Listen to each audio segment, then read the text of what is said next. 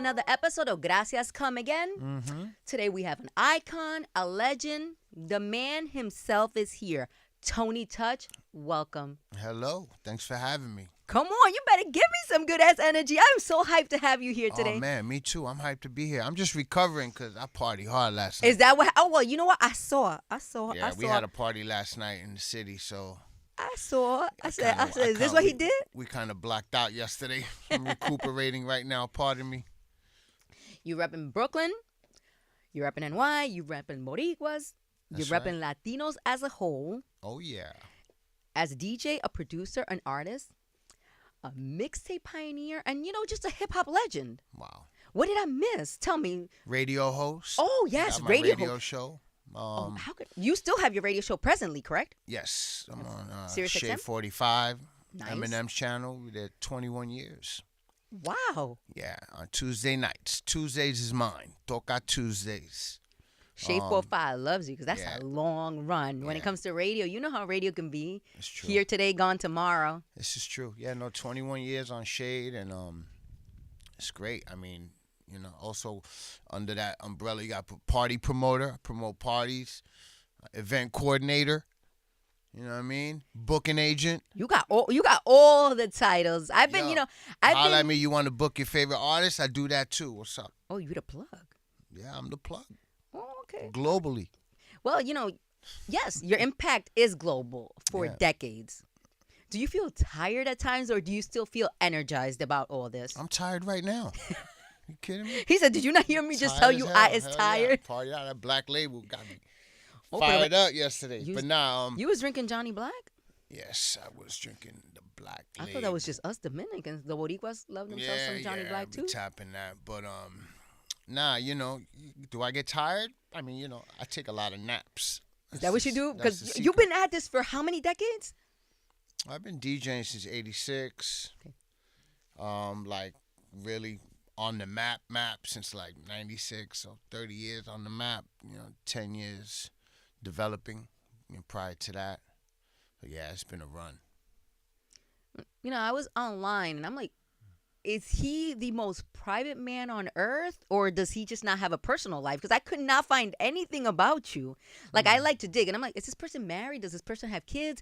And it was just like, no, there's no mention of marriage. There's no mention of kids. I was like, yeah, I do that in small doses. Is that what happens? Because I'm like, yo, I know everything about, like, I'm a born and raised New Yorker, and I'm like, I know everything about you professionally. But when I do my interviews, I like to really, really research, and, people love it. They're like, wow, you know about my children. Let's say Luis Guzman. I knew all his kids' names, and, he has, like, a lot of kids, and we talked about the kids. Are you a dad? Yes. Okay. Yeah, I have 2 kids, and I'm actually a grandfather. You're a grandfather? I posted that up. You could, if you dig, you probably overlooked it, but. I got to go on your gram? Yeah, on Instagram. I threw up my grandson the other day. I got a granddaughter. I got 2 grandkids. I must have not dug deep enough, because I did see you with the matching pajamas con la Pucci. So I was like, okay, he definitely got somebody. That's right. Yeah, it's my boo. She's Dominican or Puerto Rican? What is she? She's pretty. Thank you. Yeah, she's Colombian and Salvadorian. Una colombiana. You got problems on your hands. Yeah, I know. Tell me about it. And she a Scorpio. Oh, wow. Una Latina, that's a Scorpio. Is she a New Yorker too? All of the above. Ay, pero tú te jodiste. You want problems. That's what you want. That's funny. How are you feeling right now with life? You're a dad, you're a grandfather. I feel great, man. I feel very blessed. Every day I get up, first thing I do before I look up my phone is I give thanks. I pray. I come from a family, church-going family. I saw that, yeah. I wake up grateful every day, man. I'm just happy to be here, still paying my bills, still, Amen. Running around healthy. Got my legs, they work, my arms, my eyes, my ears. So I'm grateful for the that. basic things that we tend to ignore. Like, exactly. I woke up today. That's a blessing. Yeah, the basic thank yous every day, So I'm very grateful and blessed and still here by God's grace. Have you always been able to pay your bills by being Tony Touch? Or have you ever had to venture off and be like, yo, I'm going to have to get a job at a hotel, or I'm going to have to go work here? Has that ever, happened to you, or you've just been blessed? No, I mean, shit. I had to grind early on. Before I worked at a bank. I was a customer service agent I did at a bank, see that. But I've been living off of this since 1991, so 35 years How of amazing just is living that? off the That's your career. the music. Yeah, man. mixtapes really was the essence. You know, the beginnings were like my whole mixtape hustle, and I never looked back since. And how beautiful is that, that not only, are you a mixtape pioneer, but you still exist in the space right now, like presently. Because sometimes some of our hip hop icons, and some of the pioneers, they kind of like go away and disappear. And we're like, wow, whatever happened to this person? It's like, we don't have to wonder whatever happened to you. You're still very present. Like you said, you were doing a party last night. You're on Shade 405 every week, Like, how dope is it that your career has spanned so many decades and it's not slowing down? Yeah, man. To God be the glory, again, Amen. I'm a God-fearing child, so that's my first, I attribute it to that first, and then, of course, the skill set ain't bad either. Oh, no. Listen. The skills got to be up to par, so I stay in the gym when it comes to, You keep them hands honing going? my skills, all of the above, yeah. You still DJ vinyl?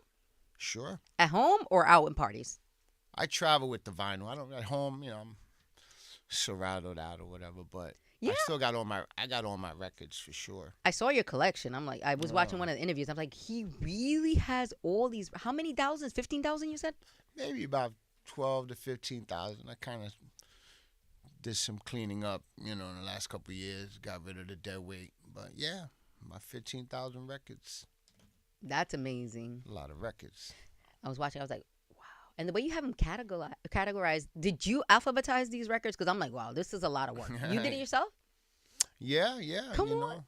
Somebody help. I was just happy to get them out of storage because I had my Where records were in they? Storage for so many years. Where were they? They were in somebody's house or in Brooklyn. For years, I Damn. so many records, I couldn't fit everything, And I finally was able to, get a place, that I had space now. So when I got them out of storage, I took care of them. Do you feel like your mixtape archive is your biography, or will you be writing a book? The mixtape catalog is the essence of my whole movement. Will I be writing a book? I think I'm still writing a story, but there could be a memoir. Oh, come on. People like Angie Martinez wrote her book when she first came here to Power 105.1, and she is far from done. So I feel like you can, and then we'll get a part 2. So. I got a couple stories to tell. So that could be a couple? thing. That's it? That could be a thing, now for sure. It's been on my radar. So let's write the outline. I'm already. DJ Enough said he already has the outline written out. I feel like that's a good place to start. Yeah, no. Come on, jot Tony jot my ideas down, and we're getting there. We're getting there. He's like, she moving too fast. She already want me to write a biography. Yeah, no. It's been asked before, but we're getting there. Can we talk about your mom? Your mom introduced you to music. I know you said your mom, she was out. She was a dancing queen. Mm-hmm. She did the disco. She That's loved, right. Fania. She loved Motown. Mm-hmm. Is your mom who, got you into music, or do you feel like that's something you were born with? Well, growing up, my family had house parties, and not only the house parties, but they used to jam instruments. I come from a family of musicians too. Like my Uncle Joey had his band, in the early '70s, and every January 6th, Three Kings Day, El Día de los Reyes. get together. And my mom be on the vocals, and the family jamming out. And I come from that. I grew up around that. It's in your DNA. It's who you are. Yeah, man. Shout out to my grandfather too. He used to have 2 of those Panasonic tape recorders, and he played different instruments. So he would multi-track back and forth. He'd record. Get out of here. Guitar on one, and he'd play back the guitar riff, and on the other recorder add bass, and then he was a one-man band. One-man band, multi-tracking in the early '70s. You know what I mean? And I got to see this, and it was like. So you just learned this. You were just like, this is for me. You come from a family of pretty much musicians. Yeah, for sure. Did you ever think you wanted to be anything other than working in the music space or a DJ? I didn't really give it much thought. I mean, I just fell in love with the scene, New York City, mid-'70s, breaking. You were here for, graffiti. for the creation of hip-hop. I was like in the middle of this renaissance, and it's just, in my DNA, like you said. I've been doing it, since it all started, really. Can you describe it for me? That scene when it's just like, okay, now we're breaking over here. Mm-hmm. We're doing graffiti over there. Mm-hmm. We're doing beatboxing here. Like, how insane was all this coming to life at the same time?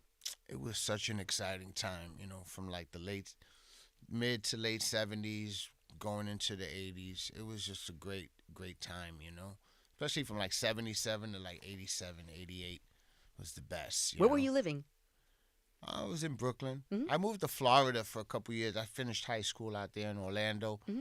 So I was there for like 3 years in Orlando. Mm-hmm. But I'm a East New York, Brooklyn, Canarsie. We all tried Orlando. Mm-hmm. I said we all tried Orlando. Yeah, right? Then we come back, right?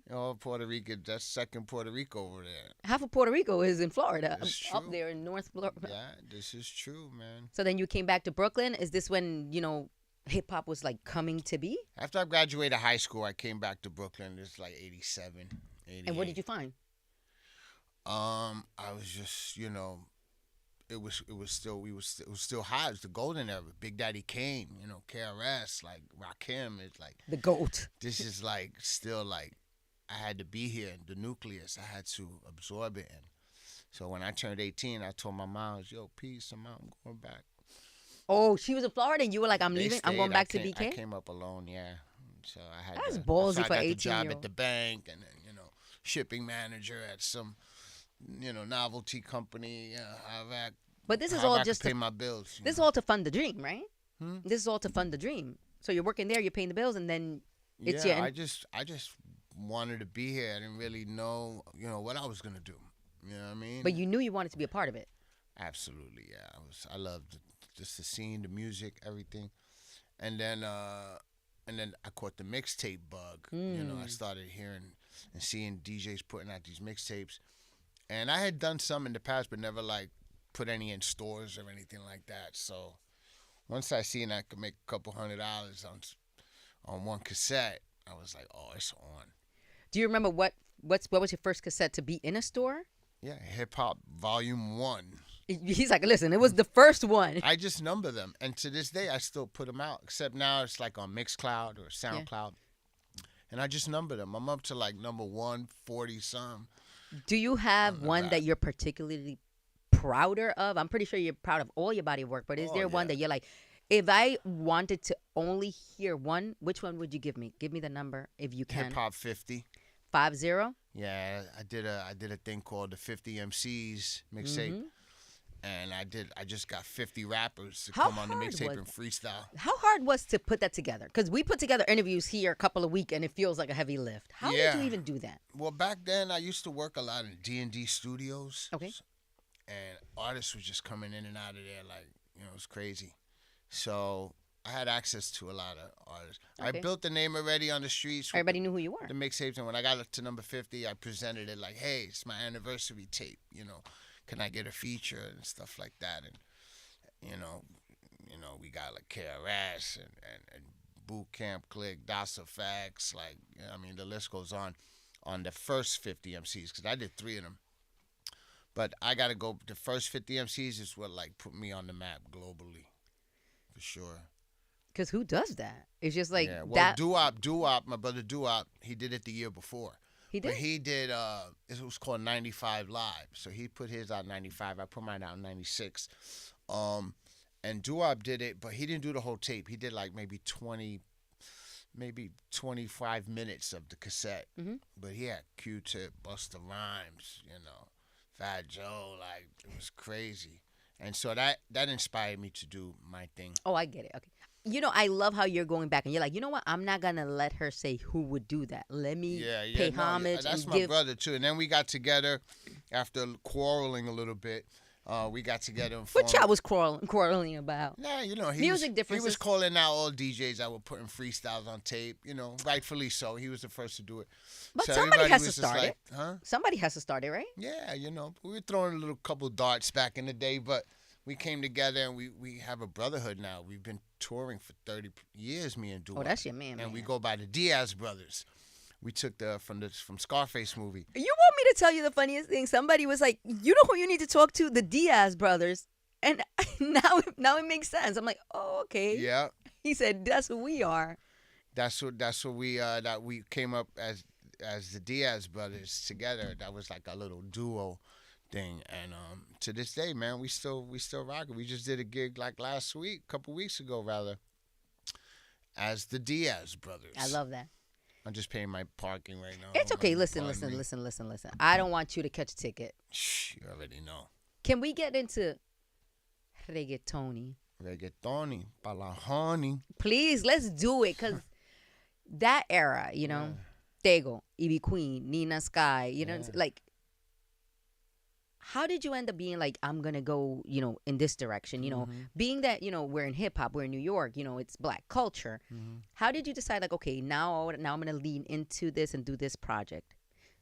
I was there during the birth of it all, like the reggaeton scene. Yeah, it was like research, I guess so. So, like in the early 90s, I was already making a name for myself, putting out tapes. Especially, I lived in Bushwick for about, you know, early Bushwick for like, you know, 10 years, whatever.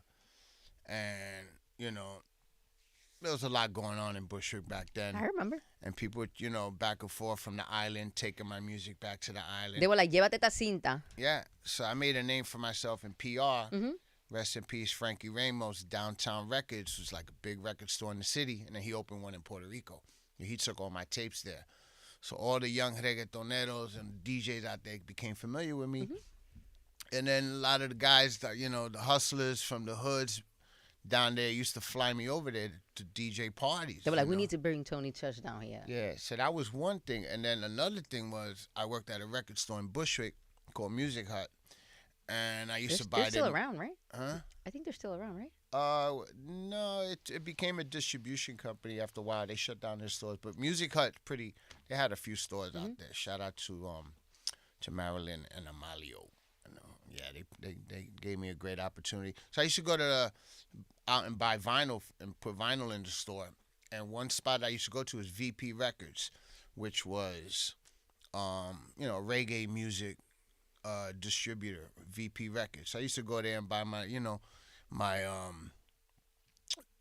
Super Cat records and bring for your parties. No, and bring vinyl to the store because I worked at a record store in Bushwick. Okay. So I used to buy all these reggae records and go to, you know, put them in the shop. And one day I was at VP Records buying music, and they said, you speak Spanish, right? I said, yeah, we got this guy on the phone. He's trying to, like, book somebody who was on their label, but they were from Panama, the Panamanian kid. I think it was Pocho Bang. You know, there was a few guys, Nando Boom, a few of the Spanish reggae records that were hitting, but they were coming out of Panama. We're talking like El General era or after? El General era, like prior to the La Atrevida, all this like 1989, 90, 91. Reggae in Spanish was first coming out of Panama. I remember, yeah. Right, so I get on the phone, yeah, you know, what's up? Yeah, you know, estoy tratando a ver si me puede conseguir. You know, he wanted to book some artists from the VP label because the Panamanians were putting on VP Records. The guy ended up being DJ Negro. DJ Negro was Vico C's partner, and they had a group in PR, but DJ Negro opened up a club called The Noise. The Noise? Hell, I've been there. The Noise. I've been there. So That Negro was the had place. The Noise, so he's trying to book talent, and we formed a friendship, and next thing you know, like next day. Over the phone? Over the phone. That's dope. Me and DJ Negro, I was like, yeah, I could help you out, and I told the guy, yeah, he's trying to book so-and-so, and so I brokered like those deals to bring like these Panamanian artists to Puerto Rico. So then I started flying out there, and then we formed a friendship, and right there in The Noise, I witnessed like the come up of all these. They were doing more hip hop, you know, rhyming and stuff like that, and then of course maybe mimicking a little bit of the Spanish reggae from Panama. And then it's just like the fusion of it just came out. I saw Young Daddy Yankee, Michael Emanuel, all these people, Blanco, all these people, rest in peace, performing at The Noise. And it's like, this is the birth of reggaeton as we know it. And Bro, so you got to watch the birth of hip-hop, and then you got to watch the birth of reggaeton. Like, pretty much. How fucking dope is that? Yeah, Forrest Gump stuff. Right there. So you're here watching these new artists, and you're like, what? I got to bring this to New York? So eventually I became involved in this scene in Puerto Rico. I was flying out there every few months. I was just gonna ask, did you have to move out there? I participated in I didn't move out there, no, but I was back and forth. Mm-hmm. But I participated in a lot of the early reggaeton cassettes on like the Noise 1, 2, 3, 4. Those were dope. And I was like, Playero was like as a DJ or as a producer. No, I was DJing, doing like the intros for these. Yeah, you noise have some mixes. iconic intros. So I was doing like the intros and rubbing elbows with like Evie Queen, everybody like La Caballota. early on. That's right. And so fast forward 96, I linked up with a guy named Manolo, rest in peace, who had an idea to put together a project called Guatauba. Right? He's like, I want to get artists. Well, I just wanted to dance when you said that word right there. Boom. Guatauba, yeah. That's you already know. So in 96, Guatauba was the first reggaeton mixtape that featured artists from New York and artists from PR. So we had like Daddy Yankee, we had KRS, Mad Lion was on it. I had Mad Cobra from Jamaica spit on it, like, and then we had all the artists from Puerto Rico like Don Chesina and all the early guys, man. And so we created Guatauba, the first mixtape of its kind that featured like English and Spanish and shit, and then fast forward, rest in peace, Manolo, Guatauba, fast forward a couple years later, I put out the Reggaetoni album. I did my own thing. Mm-hmm. It came out in 2005, though, yeah, Reggaetoni. And that's the album where, we featured Tego and Evie. Did you do that album Mexicano, from New York? Rest in peace, Mexicano. Did you do that album from here, from New York? I did it here, yeah. So they would come out, or they would send you the tracks? How did it work? I'm so interested in that. A lot of them would come over here. I mean, yeah? It was always, back and forth. Mm-hmm. Carolina and Bush would go like, it was like an express train from one spot to the other, from one hood to the other, for different things, not just music. But we recorded Guatauba. We recorded it in New York. And then fast forward Reggaetoni, I recorded those in New York too. How was it working with Tego? Tego is like a figure that is just so like, he came, he conquered, he made us fall in love with him, and there's like a mystique to him. And then he went away. Yeah. El feo de las nenes linda. Where he at? Yeah, no, Tego's one of a kind, man. There's no other like him. He's like the top dog of this thing, if you ask me. Me too. And I got records that I haven't even put out that I recorded with him. What are we waiting for? Him to give me the clearance. Oh, got it. Okay. Sometimes he'll hit, I don't like it, Tony. I need to redo it, Tony. And he just did something like 2 years ago that was so good. And I'm like, we got Tego back. Yeah, I got a DJ Premier record with him that we ain't put out. Like, all kind of stuff. Would it still hit now in 2026? Sure. I'm just asking. Of course. I don't know if it's dated, but everything we did slapped. Is a bop, he said. He's a vibe. He's a whole vibe. Oh, he is. And we love him so much, like, as Latinos in general. I'm not even going to say Puerto Ricans, Dominicans, New Yorkers. It's just as Latinos in general, it's just that voice, the way he moved. There was just nothing pretentious about Tego. It was just like, this is who I am. Mm-hmm. No soy lindo, pero sí sé cantar. You know what I'm saying? I got talent. You know what I'm saying? He wasn't trying to compete with anyone, and everyone was out. It was Wisin y Yandel. He was in his own lane, and he didn't. He was. He wasn't faded by nothing like that competition or sounding like nobody. He just had his own thing, Why do you think he decided to step back and not be in the forefront? Like DY, Daddy Yankee's been around for 30 years, and he's still very present now. Why do you think, in your opinion, as someone who worked with him, Tego decided this is just no longer serving me? Just combination of different things. I love him. Get tired of the industry bull. There is a lot of bullshit in this industry. You know what I mean? There's a lot of crap in the industry, and he definitely ain't with that. No politics of the industry and stuff. And he not taking no bullshit? He moves at his own, to the beat of his own drum. Like, when he wants to push stuff out, he could at any moment. He's sitting on a lot of music. So, it's a matter of time. Sometimes you got to just wait till you get the bug, and then I'm sure he'll catch the bug again and he will slap everybody up again soon. How much music are you sitting on? Yeah, I got quite a few unreleased joints, and it's interesting because I also produce a lot of house music too. Yeah.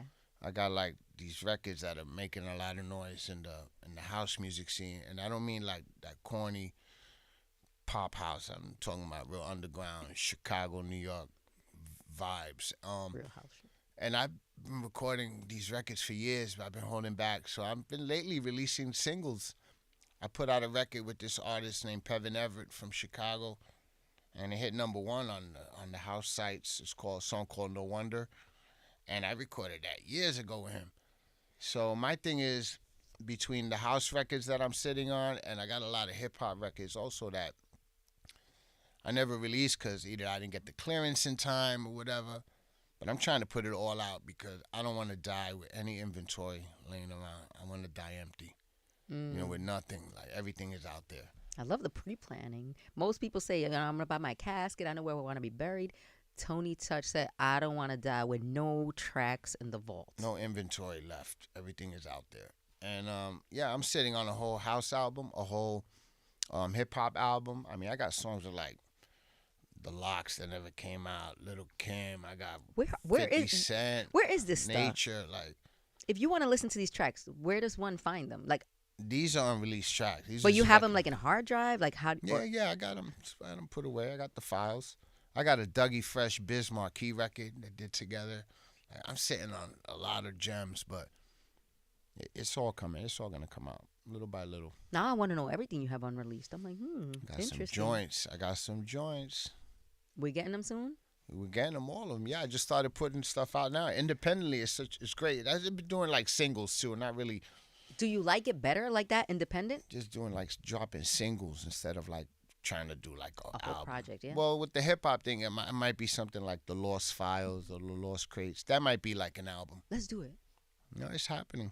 With hip hop, it's like we're always so thirsty for this type of content. Especially, let's say like an artist like Big. Like if we were together, like I saw like I think Enough was playing like some unreleased Big. And I'm of like, course. I'm like, what is this? And it's like, you DJs, the pioneers of hip hop, the culture, you can bless us with these gems that'll, fill our cup. Because that's right. It's true. And no, let me tell you, a lot of artists record and then like, there's so much music out there that hasn't seen the light of day of your favorite artists. All of them have songs they record and maybe they don't like it or they want to revisit it. And next thing you know, years go by.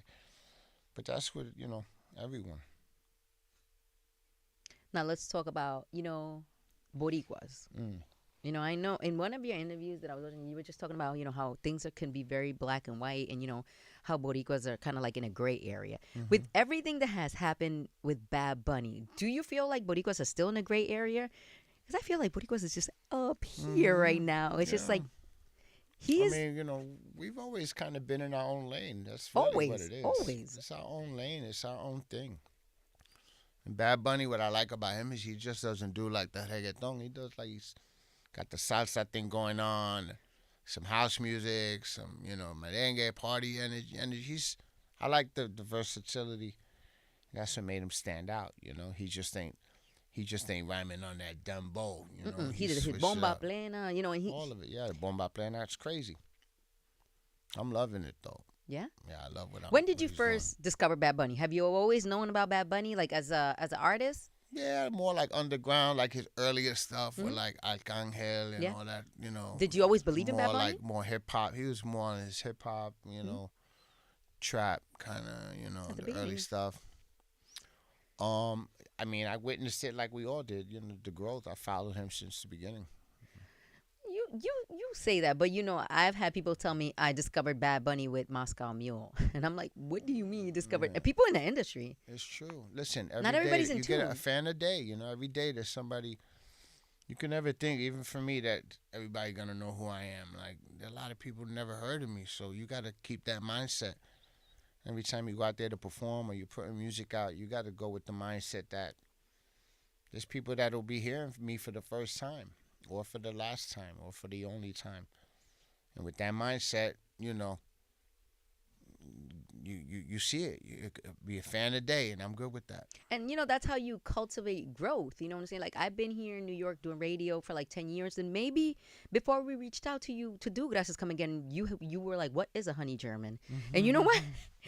I I don't like take that though. it is. It's true. It's just, I'm humble. Any day that I meet someone, I shake their hand and I'm like, nice to meet you. And I introduce myself and I'm like, hey, this is where I work. This is what I do. So I understand by you saying, a fan a day. People are not always going to know who we are. And there's, That's right. especially in a place like New York, where we have people that came here from China, from Lebanon, from Russia. Yeah. It's not just Latinos, even though, we kind of like immerse ourselves in our communities, especially like in Brooklyn, Uptown, the Bronx. There's a lot of people outside of our communities that love our culture and love our music. Of course. Yeah. Especially with DJ culture. Definitely. Somebody could just discover you, one of your videos, and become just obsessed with you. Start a whole new. What about TikTok? How crazy is it that your stuff can go viral on TikTok today? Something from 20 years ago. It's true. It's wild. No, I mean, yeah, like you said, it could be somebody that goes down a rabbit hole and starts digging through things, especially even like a YouTube or whatever, and sees a video I did like 25 years ago and becomes a fan. It's crazy. Start a whole Tony Touch fan club in Japan, and you don't even know. You're like, wow.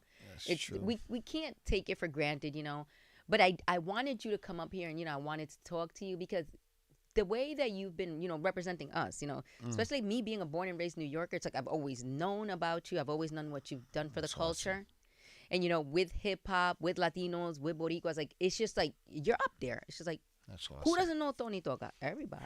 That's crazy. And I was just like, you know what? I can't do a podcast giving Latinos their flowers and you not come up here. I love that. I'm honored, man. I see the roster who you've had up here. Listen, we trying. I'm honored to be part of that. You're doing your thing up here. I seen you had Luis Guzman and Enough, and I mean the list goes on. You're doing your thing, and this is awesome. I'm happy to be here.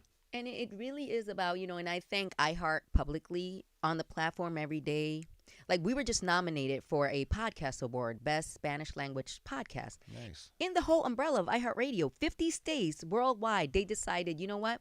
What they're doing in New York with Gracias Come Again matters. And you know what? It deserves an award. And I want to say that this wouldn't have happened without the guests. Me talking to myself, me talking about things. Right. I could have had a monologue and just be like, hey, today I'm going to talk about Tony Touch. Yeah. The impact would never in life be the same as it is with me and you sitting right here face to face. That's right. No, and you're in a great space because, the whole podcast thing is like, Are you revolutionary. Are you going to podcast? I mean, or you don't have the time? Nah, I mean, I got the radio show, I know, but between that and touring and you're busy. I got a full plate. You're busy. Come on. I'm not gonna rule it out. But you can listen. I'm not gonna do it just to be on the wagon either. No. You can do a limited podcast series. You could do 10 episodes and do your life. You can do, infancy, middle school, high school, or, the 70s, the 80s, the 90s. Look at me. I'm sorry. I'm putting my producer hat on. Yeah, I love it. But I would love this, like a 10-part series where you just take us through the decades, 1-hour episodes. Yeah. That would be amazing. Because, we have the mixtapes, we have the shows, but there's nothing like spoken words. Right. And there's nothing like your spoken words. Yeah, I mean, that's like the book thing, like, same thing, but probably which is more, you want to give him everything on the podcast, or do I wait for the book, Well, you know what? We could do the book, and then you narrate the book. Okay. How about that? There you go. Producer hat is on. It's on. It doesn't. You know what it is? I feel like you're so important. Your story matters so much that it's Crazy. like, I don't want people to have to go and try to find different interviews and see if he talks about this here. No. Yeah. We need all of it together in one place. I like that. Yeah, I like that. Because, when you write your book and when you do your podcast, you're going to share everything you want to share. It's not just like, what did Honey ask him? Oh, no, he didn't go too deep into that. You're going to go deep. And I've tapped into the documentary world right now. I saw that. So I put out a film. I co-produced a film called Mixtape. Paramount and that ran on Paramount. Now it's on Apple, Amazon. It's free on Tubi. It's called Mixtape. And, I'm like, like I said, I co-produced that. And then I also pretty active in the Daddy Yankee documentary as well, in terms of, I came out in it, but I also, behind the scenes help with tracking, scoring some of it, whatever. Like, so yeah, I've been like enjoying that space right now, like the filmmaking and storytelling. So it's important. yeah, Well, you see, you're already in it, so you understand the importance of storytelling and leaving behind. Even though your legacy is already cemented, I don't know why. I just feel like I wanted to sit there and learn everything about you before I sat down with you today. no, that's how it's done right now because, shout out to like my boy Destroy. I don't know if you're familiar with Destroy from Shade 45. He came up under me as like my MC. Like he hosted my mixtapes back in the 90s. He used to travel with me. That was like my road dog. And now he's doing he has his own show on Shade 45, and when he does his interviews, it's like what you said. You do that research, you It's get a deep involved. dive. Like I'm impressed now, like all the stuff you calling me out on with my mom and all that. So Listen, that's what's up. I wanted more content on you. Yeah. And I guess that is why I'm saying what I'm saying, because I'm like, yo, I want to know your life, like top to bottom. And it's like, Yeah, no, when it comes to the personal stuff, though, yeah, I post up. I say, but he the limited. most. It's curated. How about Yeah, that? there you go, curated. I like that. No, we don't want people all in Yeah, our it'll be business, all right? in it. Yeah, for sure. Now with Bad Bunny and the halftime show, if you can give him 5 artists to come up there with him, who would you put up there with him to represent us? Hip hop or Latinos? Talk to me. Take your time. Take your time. I'm gonna sip this soda really quick. Okay? Yeah. I mean, I'd like to see like a Tego or something how like that, epic. or Daddy. I think they asked Daddy Yankee if he'd do it, but he wouldn't go up there to do Gasolina. He'd go up there to do, the stuff that the lane he's in now. But yeah, like something like a Daddy Yankee or Tego, obviously one of those guys. Maybe bring up one of the concerts he had in Puerto Rico. He was bringing people up there that were like, he had Ruben Blades. I was just gonna say, you better say Ruben Blades. Yeah, Ruben Blades would definitely be like one of them, Okay. One of the reggaetoneros, maybe in the hip hop scene, maybe who can I put there? This is what you do, Tony. This is what you do. Put this show together for me, Benito Bowl. Yeah, I think maybe Tony Touch. Exactly. Be a good look up there. He needs a DJ. Yeah, that would be a good look. Yeah, I mean, shoot, yes, food for thought right there. I'm sure he's gonna have some guests. Oh, 100%. That's what this is about. I'm sure he's gonna have some guests, but yeah, man. Shoot, even like some of his early color. I like Arcangel. I'm a fan. I don't know if El Arca. it's crossover enough for people, but I like his style. I like the music they did together. Be good to see him go back to some of his roots like that, or even like a We Sing Yandel or something like. We Sing Yandel. That would be iconic for that sure. That would be cool. We're gonna own this. We're gonna own this. Latinos, we're gonna own this. I don't care what's being said or what's happening right now in America. That's us sticking it to the man. You know that, right? Yeah, I know. Stick it to the man. You gotta stick it to the manitis. It's like that night, Super Bowl Sunday, I can't that wait. halftime show. Yeah, that's gonna be cool. Where are you watching? Are you watching in your house? Are you putting something together? Nah, I'll probably be in the crib. You gonna be in the crib? It's just so. I want to do a party. I just feel like it's just we gotta come together. We gotta just. Yeah, I don't like going to like bars. I don't like going. It's too loud. I be liking to hear the commentaries. I want to see the commercials. Oh, you're a football fan? You're a football fan? Yeah, sure. Okay, all right. I'm just a halftime fan. Yeah, you just halftime and then that's it. Listen, this Benito Bowl, okay? Yeah, Benito Bowl. That's funny. No, but this year I'll probably be home. I mean, I have done events outside and traveled. Like I was in Vegas the year before last for Super Bowl events, and sometimes I'm on the road. But this year it looks like I'm gonna be in the crib. You gonna stay put? Mm-hmm. You got your Puerto Rican flag? Oh, I keep a flag. Can we talk a little bit about how proud Puerto Ricans are? Yo, it's no secret. I was watching that video where you and Nems did together. Oh, yeah. That footage, Yeah. iconic. I'm like, yo, I thought Dominicans were proud. Nah, Puerto Ricans take the cake. When it comes to Latinos and the pride and the flag, Always. it's the jersey, the Puerto Rican dresses. Like going to a Puerto Rican Day parade or a 116 festival, you really need to in order to understand. Very proud folk. I mean, all the Latinos proud of their thing, but we're a little extra with it. Y'all a lot extra with it. A lot extra, for sure. Nah, but I love it, and I love everything. And you what? You're Dominican? I'm Dominican, yeah. Okay. But we're proud as hell. Listen, we will bring a Dominican flag anywhere. But listen, I'm born and raised in New York, and the way that I've seen, I've grown up Salvadoreños, Ecuatorianos, Venezolanos, whatever, the Chilenos, but Boricuas. Y'all will dress head to toe in a Puerto Rican flag with no problem and show up to a restaurant like, hi, I have a reservation. That's different. That's hilarious, but so true. But it's amazing. Yeah. And the way we love our countries, our islands, our flags. That's right. It can't be duplicated. You have to, speak our tongue. That's right. Tú tienes que hablar ese español. Si tú hablas español, tú entiendes que eso te corre por la sangre. It's just something that it's in your DNA. It's ingrained. Exacto. There you go, boom. Viste. Now, what are we doing? What are we doing now? We're doing tour. We're putting out some of the stuff that's in the vault. We're writing the book. We might do a limited podcast. All of the above. You like how I just planned your whole 2026? I love that.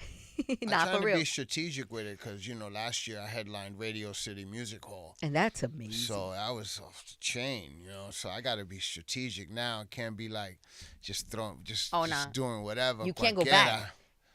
Radio City. No puede hacer cualquier cosa. Claro que no. Radio City. I got Eso to bring para arriba.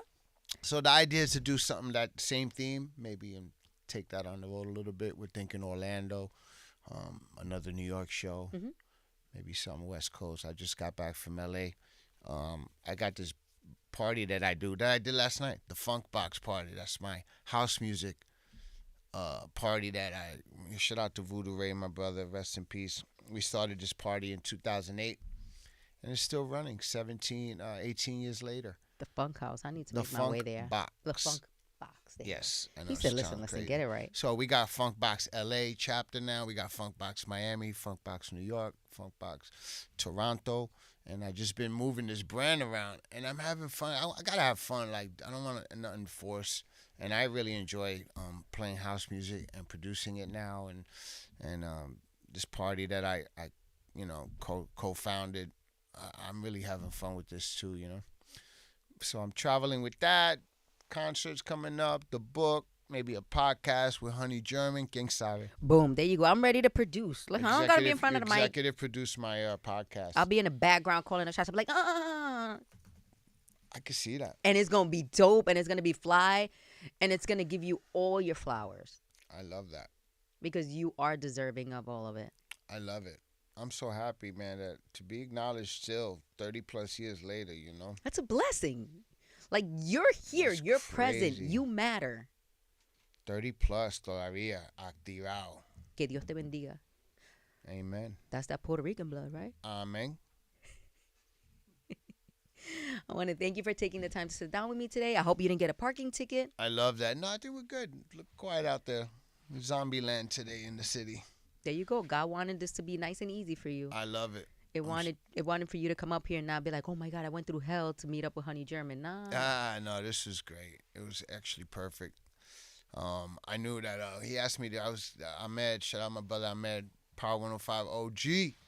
Day one. He reminded me I'm the first Puerto Rican that was on Power 105. There you go. How about them apples? But he was like, you want to do it Monday? And I was like, damn, the day after the party? No say. I said, let's just do it. Let's get it done. Drink a little ginger ale and bring your ass over here. A little V8. I'll be all right. Oh, there you go. Gracias. Gracias, mami. Come again. Un placer. I'm your new producer. I love it. Peace.